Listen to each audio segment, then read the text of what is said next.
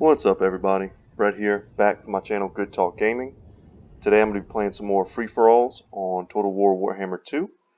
And this is going to be game 1 in a 4-game series. I played it today with some really good competitors. And we had a good time. And a lot of meme builds, a lot of serious builds kind of intermixed. And sometimes one worked over the other and it was a lot of fun. So like I said, this is game 1. I'm going to be playing the Exiles, the Tomb Kings. Mostly because I wanted to try out Grand Hierophant Khatep and try and use some of the synergies that he's able to have with the Hyro Titan. So this was kind of the center of my build, what I was trying to build around. Now I'm not a stranger to free-for-all, and I'm not a stranger to this map. So I had a feeling that one of my opponents would end up Vanguard deploying near me, behind me. Unfortunately for me, I was the guy next to the Wood Elves, and they did. Boy, did they deploy behind me with 2 units of Deep Wood Scouts, and they have excellent armor-piercing missiles, and the Regiment of Renown, the Hawkeyes of Drakira, the Way Watchers, super powerful. They have a on-hit effect with their missile damage that applies a debuff to leadership, which can force my low-tier units to crumble, as well as, I think it's called Hawkes Precision, man, that's hard to say, but it's a increase to their armor piercing values as long as no one is close to them in an AoE. Now my army is made up of cheap skeleton warriors mixed with skeleton spearmen, mostly just to fend off the opposing armies while my Ushabti with great bows do a lot of the work. Now I noticed these guys immediately, so I'm shifting my Ushabtis with great bows to attempt to counter them, as well as sending out these very cheap spearmen to kind of get in their faces. I also have King Nekesh's Scorpion Legion. It's a spearman unit that also has poison and just really solid stats. Now my spearmen have silver shields, so I just want them to be the ones taking all of this heavy armor piercing fire while the Ushabti counter skirmish. And we're going to see if I can execute that. This is quite the dangerous squad here. And he has Wild Riders to back him up, as well as a Sisters of the Thorn unit. And some Dryads that are going to be coming in. So, at this point, I'm concerned because the High Elf player is making a beeline for me with this Star Dragon and this Frostheart Phoenix. Now, he has a front line of very cheap spearmen, a couple of White Lions. Not super worried about those units in and of themselves. It's more the Lord Swordmasters of Hoeth with their incredible anti-infantry stats. They have great armor piercing, and the Keepers of the Flame, the Regiment of Renown Phoenix Guard that explode into flames on death. And these guys are amazing against me. So we're going to see how these guys come into play over the course of this battle. A couple units of archers, basic tier archers, and Alariel the Radiant with many of her healing abilities, as well as Arcane Unforging. And she is on her horse, not in the air on her Great Eagle. So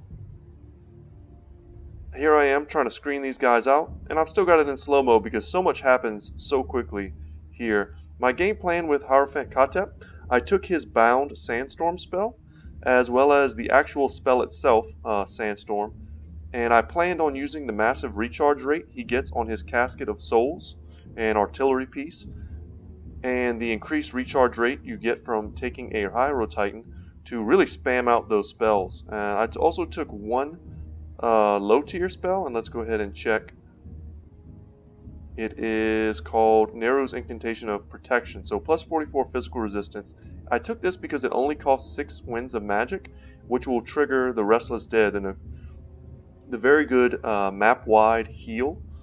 So I want to kind of be spamming that out, constantly using spells to constantly trigger the regen on the Skeleton Spearmen. You mix that with the Realm of Souls ability of the Tomb Kings, and you're going to get a lot of passive heals, and you'll really get a lot of mileage out of your lower tier skeletons. So the Wood Elf player is facing off against the Empire player here on this hill. Unfortunately for them, they're using all of their ranged firepower on me. So against this Empire player who has brought a Hellblaster volley gun, an amazing armor-piercing artillery piece with lower range than a great cannon, but the missiles fire quite directly, very hard to dodge, and it does a ton of damage. So 600 missile damage, armor-piercing is what you see there, as well as the, let's get on this, the Hammer of the Witches, the Regiment of Renowned great cannon for the Empire. They're going to be taking pot shots at this ancient treeman. Think Treebeard, but with magic, and you know, boom, you've got an ancient treeman. They can cast healing spells. They're quite good. They're kind of a niche pick, especially in multiplayer, but I think that's fine here. The Hammer of the Witches has magic damage, which is unique as a great cannon, but it also has something that I don't think a lot of people take notice of, and that it's 25% physical resistance. Now, this is a replay. I'm not able to click and easily show you guys these things, so I'm kind of trusting my memory here. But the 25% physical resistance really prevents counter skirmishing with other artillery pieces. He also has the Royal Outdoor Griffites, one of the coolest looking units in the game, and certainly the strongest anti-cav unit in the game. Regiment of Renown, it causes fear and terror, just has enormous anti-large armor-piercing values. He took Boris Todbringer up on an Imperial Griffin, and he's going to be flying to our side of the map to interact with the High Elves, and we're going to see how that goes for him. I'm not sure what the plan was with that. He had kind of an easy win here against these Wood Elves, but maybe he saw a chance to get some kind of points with Boris, taking advantage of his mobility on his flying mount to quickly cross the battlefield and maybe swoop down and get some free points. So I've detached, and yeah, let's go ahead and speed this up. I think we've gone over everyone as well as we need to. So I detached one of my Ushabti here to help my spearmen clean up these dryads. My thought process was, if I can just take this bridge back, then I'll be able to push these guys far enough away from my back line that they'll only be able to shoot at Silver Shield having low tier 350 cost skeletons. And that was really the best I could hope to do. I have no other fast moving units to catch these guys, no cav to counter them. So I'm really relying on my Ushabti Great Bows. So here, I kind of missed it, but I did manage to get a Spirit Leech from my Hyrule Titan onto this Star Dragon. Managed to dodge that breath attack there. I kind of noticed by its animations that it was lining up to do a breath attack, and I predicted that this was where it was going to go. I also got a Shim's Burning Gaze, one of the bound abilities on the Hyrule Titan, off almost point blank on the Star Dragon, so I managed to do quite good damage. My Ushabtis here, I've managed to temporarily push them back, so I've turned their attention onto counter skirmishing here with the High Elves. Now Boris Todbringer is popping all of his abilities, but Alaro the Radiant is using Arcane Unforging, and that plus the debuffs that the Frostheart Phoenix applies, negative melee attack, and this huge rear attack from the Star Dragon, who just happens to have enormous, see if we can hover over him, 580 weapon strength. They're going to just take Boris down, and no doubt he has the Rune Fang for his regen, so that would have helped him out. This whole time, Grand Hierophant Khatep has been using his artillery piece to counter skirmish with these archers, and I've kept this Tomb Prince high and tight with him. The Tomb Prince does have the Guardian ability, giving physical resistance to Khatep, hoping to keep him up, as well as this Necrotech, who I didn't really go over. I have him stripped down all the way. He's an anti-infantry hero whose job is to buff and heal constructs, such as the Hyrule Titan. I've used one of his restores on one of my Ushabtis, and you'll see here that they got crushed by the overwhelming armor-piercing damage of these Deepwood Scouts mixed with the Hawkeyes of Drakira.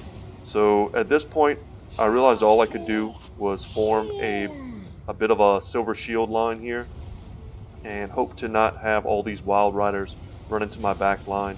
My skeletons, there's no way they can hold up against the White Lions.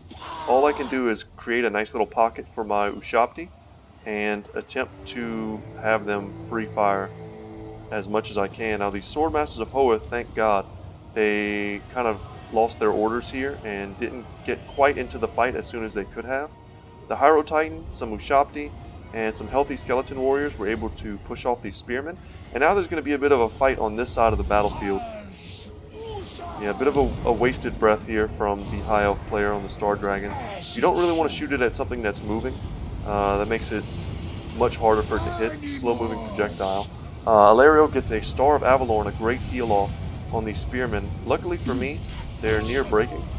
They're wavering and they're broken. So even though they're getting healed, they're not standing and fighting, so our skeletons are going to get the better of that engagement. Now I managed, oh here we go, this is the saddest part of the game. So I managed to get a nice sandstorm off on these Deepwood Scouts. Did some good damage. The Sisters of the Thorn got up in my face and I managed to get off another sandstorm. One was the bounce spell and one was the one that cost Winds of Magic. But by doing so I exposed myself to the Deepwood Scouts, and Hierophant Khatep is so slow on his Casket of Stoles that the armor piercing damage just crushed him. I had no way to get out of their range once I was in it. So the best thing I could do was summon my Ushapti, which came off maybe just a few seconds too late to interrupt these guys from their ranged volleys. So they're going to get in there, and as strong as these guys are in range, they are no match for Ushapti in melee, and they're just going to go to town. And I want to say by the time they're done, in case I miss it, they rack up well over 50 kills, all of which are going to be Deepwood Scouts and the Hawkeyes of Drakira. And I'm still giving Overwatch here with my Ushapti Great Bows. Now, these Keepers of the Flame, thank goodness they're also not in the battle, because they would be tearing up my remaining Skeleton Spearmen. And he's going to repurpose them because he is taking charges from the Empire player. The Empire player detached a lot of his cavalry to come over here and engage the High Elf player, probably thanks to the fact that Boris got taken out so easily by the High Elves. Maybe he felt like he needed to counter that in some way. Sterling's Revenge here, Regiment of Renowned Free Company Militia. They do have Stalk, excellent armor piercing. Now the Star Dragon and the Frostheart Phoenix got into a bit of a kaiju battle here with the Hyro Titan, my Ushapti, and I made this kind of secondary pocket here, and we're going to see if we can't push off this Frostheart Phoenix. One of the blessings of this engagement here is that we're so near the edge of the map. All of my units are, you know, basically unbreakable. They will fight until they die. So I don't have to worry about them running off the edge of the map, but my opponents do.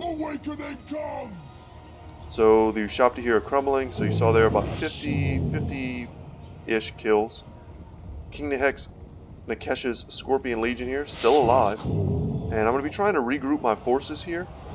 Didn't want to take a rear charge from the Swordmasters of Hoeth, so I'm going to be turning my Skeleton Spearmen to face them. It's all about protecting these guys at this point. My Tube Prince went down. My Necrotect is still fighting with the support of just a few Skeleton Spearmen against these White Lions, and he's made to kill infantry, so he's going to do that, and he's going to do it quite well. The Hyro Titan is taking damage. The plan was always for the Hyro Titan to take damage. He has such a large HP pool, and with the Necrotech's Restore ability, I was going to be able to heal him and just allow him to be a giant damage sponge, because his overall damage output is quite low, despite having very large weapon strength. His animations are slow, you know, he just doesn't seem to do the damage that a large monster like him should. You really bring him for his secondary abilities and his bounce spells. Now here I realized that to support the King Nekesh's Scorpion Legion, this was going to be the best chance I was going to have at taking out the Swordmasters of Hoeth. So I bring in my Ushapti Great Bows into melee, and while the Swordmasters have high armor piercing, their bonus versus infantry doesn't mean anything to these Ushapti. Now, Alario gets an excellent Star of Avalorn here, probably the perfect use to keep these Swordmasters fighting while they still have most of their models intact. And I'm taking shots in the rear from the Deepwood Scouts and the remaining Hawkeyes, and I don't want to do that, so I'm going to peel these guys off in just a second. Now, one thing I missed early on that I thought was quite smart from the Wood Elf player, the Empire player had his cannons on the high grounds, which I showed, but he, upon doing damage to the treemen, the Wood Elf player realized he just needed to get his guys out of harm's way, so he brought them down in line formation behind this hill and kept them there until the Empire player left his the safety of his hill and came out to meet him in melee. So it ended up being a pretty fair melee fight. Now, since the Empire player did lose Boris Todbringer, His MVP for this game was his Jade Wizard, who only brought regrowth, and with Life Bloom, that was his means of healing. And he was able to keep these Halberdiers, these low-tier Empire Knights. And here we have the Sigmar Sons, an Unbreakable Swordsman unit.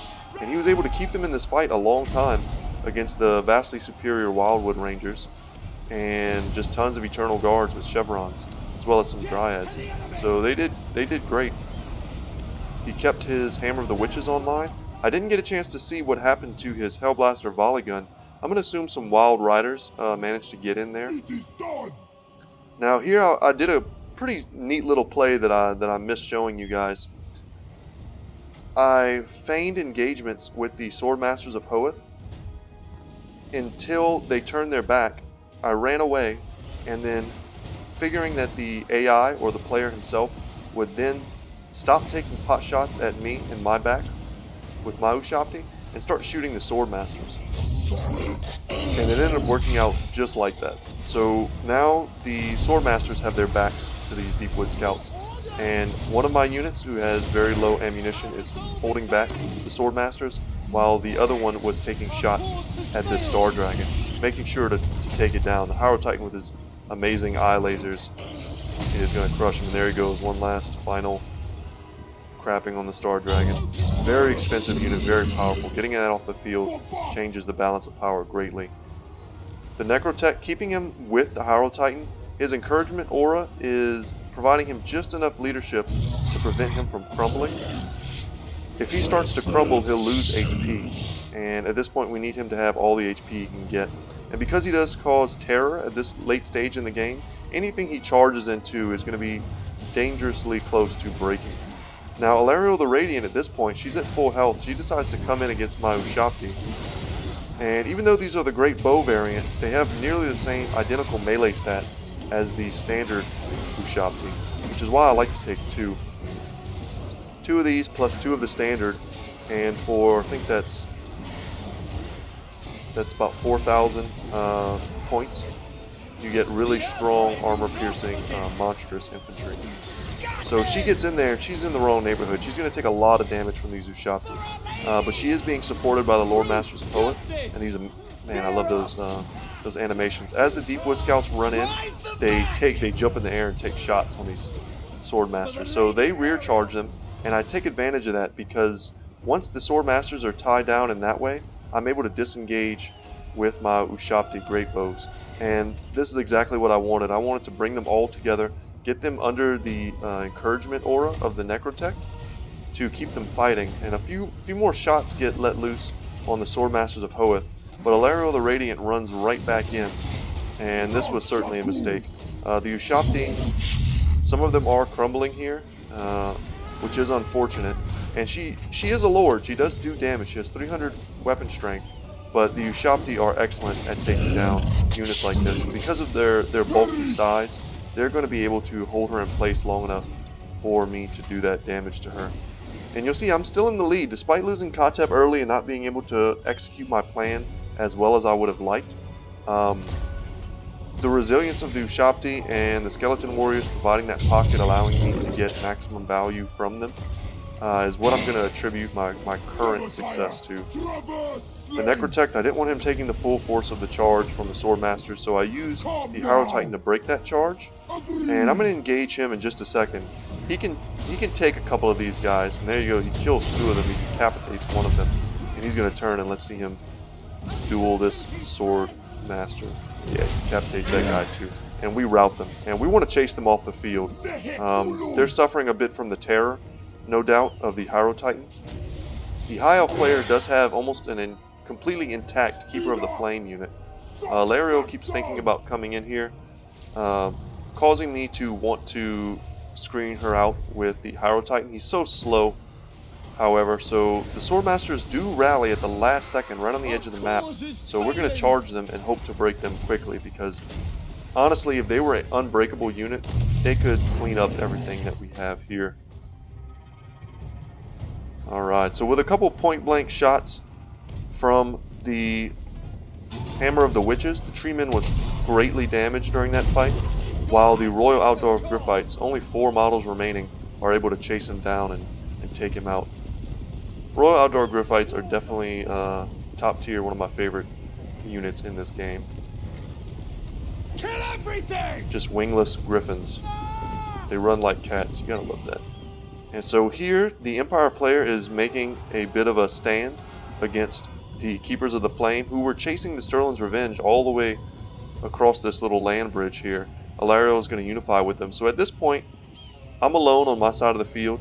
I am wanting to bring my guys back to the fight, stabilize their leadership, and we're talking to each other in chat basically the whole time. We're having a lot of fun, and I'm telling the guys, you know, the Empire player, don't engage because these Keepers of the Flame are going to tear you up. These halberds, these swordsmen. Let's see how many of the Sigmar's sons have survived. So none of them. They fought to the last man and died. Only 4 models of the Royal Outdoor Griffites. It might almost be worth keeping them in the periphery just to have that terror. And only 12 Empire Knights. You really want to charge the Keepers of the Flame in the rear, or else just fighting them head on like this, I knew it was just going to be a meat grinder. And that's exactly what it was. The halberd, they have the armor piercing to hurt the Keepers, but they're on the front lines here. And these are just vastly superior halberd units. And you see them exploding as they die, killing off some of the units that are attacking them. The Jade Wizard, with the few remaining Sterling's Revenge, are going to get Alarielle. Now they have Stalk, so I think she was running away from them, ran right into them, and then decided to charge them, hoping to break them off. But unfortunately, if these were any other Free Company militia and not the Regiment of Renown, she probably would have broken them off. But they just stood and fought and did a lot of damage to her. Sterling's Revenge are surprisingly good in melee. Keepers of the Flame have a nice concave here. They've got the Empire infantry in a bit of a ball, and they're just killing them. The Jade Wizard is fighting amongst them. Probably doesn't have much, if any, Winds of Magic left. And at this point, the Empire's routing. Some of their units are shaken off the battlefield, shattered. The Swordsman unit, the Royal Outdoor Griffites are gone. The Empire Knights are gone. Some of these will no doubt come back. Now, I've managed to rally my units across the field. I got my Ushabti a bit far ahead. I wasn't worried about them dying to any kind of engagement, but once they got outside of the leadership of the Necrotech, they started to crumble. So I pulled them back, keeping them high and tight. And at this point, the Keepers of the Flame turning on me. So I'm telling the guys in the chat, I'm like, hey man, don't go after me.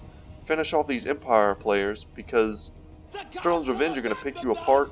They're going to rally, maybe even get another heal off is what I'm thinking. But no, he probably saw some easy points in the form of my super damaged Hyro Titan and my Ushabti Great Bows.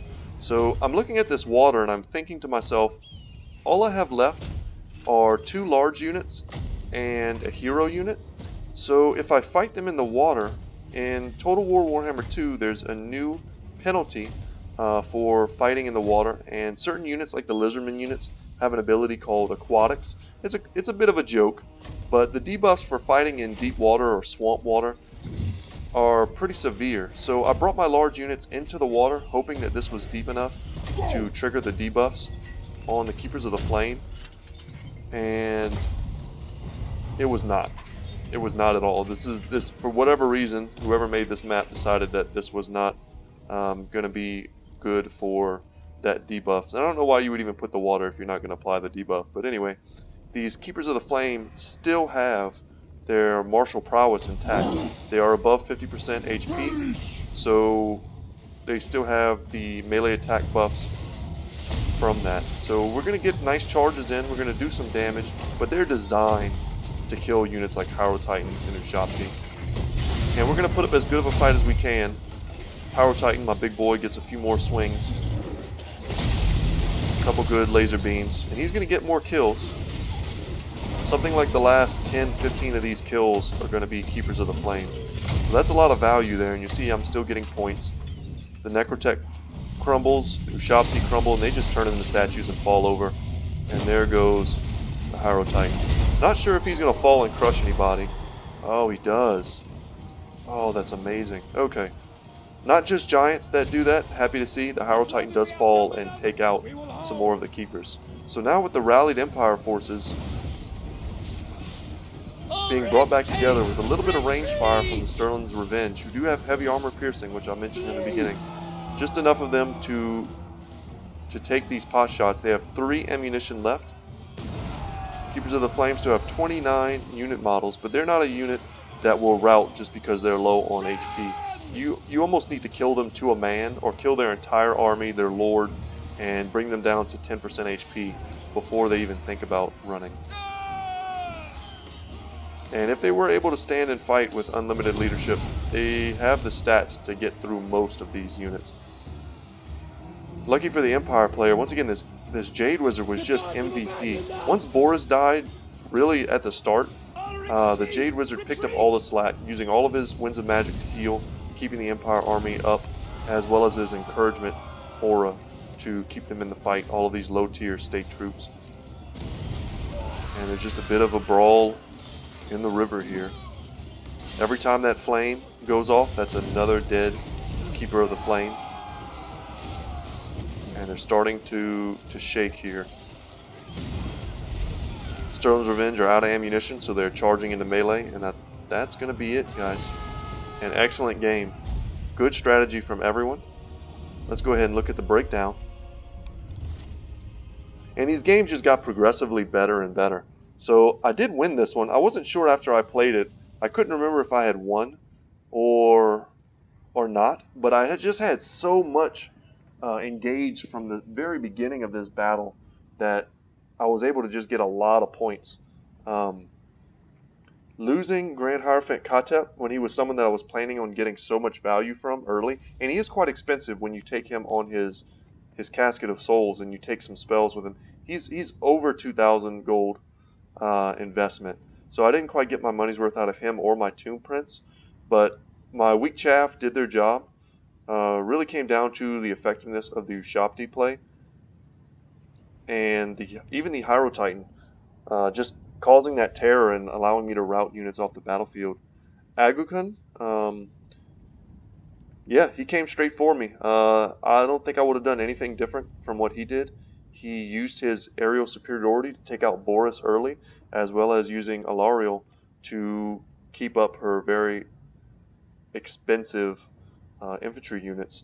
The one thing I might not have done, just a little bit of constructive criticism, I don't think I would have used Keeper of the Flame to chase anything. Keeper of the Flame are not a unit that you want chasing. They're either a very solid backline defensive unit that you want to hold in reserve until the very end, which is, kind of inadvertently what happened, or they're a unit you want to mirror a very expensive large unit, something, let's say a Kolek type of unit. Wherever Kolek goes, you want the Keeper of the Flames to go, and that's how you're going to get your value with them.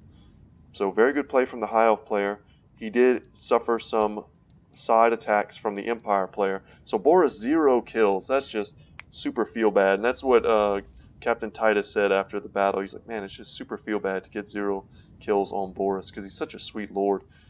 He can do a lot of work over the course of a long battle with his regen. The Hammer of the Witches was firing at the Treemen a lot of that battle. So these kills aren't necessarily representative of their effectiveness. He was right on target with these guys. The Halberds and the Jade Wizards were perhaps the MVPs of this battle from my perspective. And let's look at the Wood Elf player here. So just the bane of my existence. This battle would have been completely different had the Deepwood Scouts and the Hawkeyes of Drakira not been deployed directly behind my squishy unit. So I expected someone somewhere on the map to Vanguard deploy behind someone. It just happened to be behind me with really the perfect counter to my build. And having just a few of my skeletons in reserve placed off to the side to screen them out. Had I not done that, had I gone with a more boxy, upfront formation and not taken into account the possibility of a Vanguard, these 3 units would have just crushed me. They probably would have sniped Khatep and my Ushabti, and I would have had no chance of winning from there. And very smart play from Richie. Richie and Captain Titus, I ended up playing with them for the rest of the 4 battles, and I think Agukun, this might have been his last game. He might have played one more, But very smart play from him as well, hiding his slower infantry units behind that hill to protect them from the very long-ranged Empire fire. So I did notice a lot of different tactics being used throughout this battle, which is why I was really eager to cast it for you guys. So I hope you enjoyed it. Just over 30 minutes on this video, and I hope it was worth watching for you guys.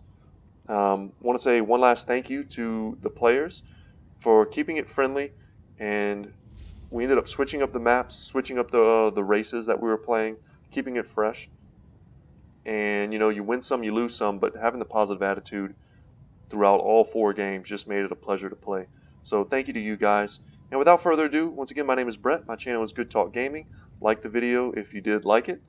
Subscribe if you haven't already. And feel free to leave a comment. And I'm a small YouTube channel, and I will see your comment guaranteed. And if it's a question or something like that, I will almost certainly get back to you quickly. So thank you guys for watching, and I will see you in the next one.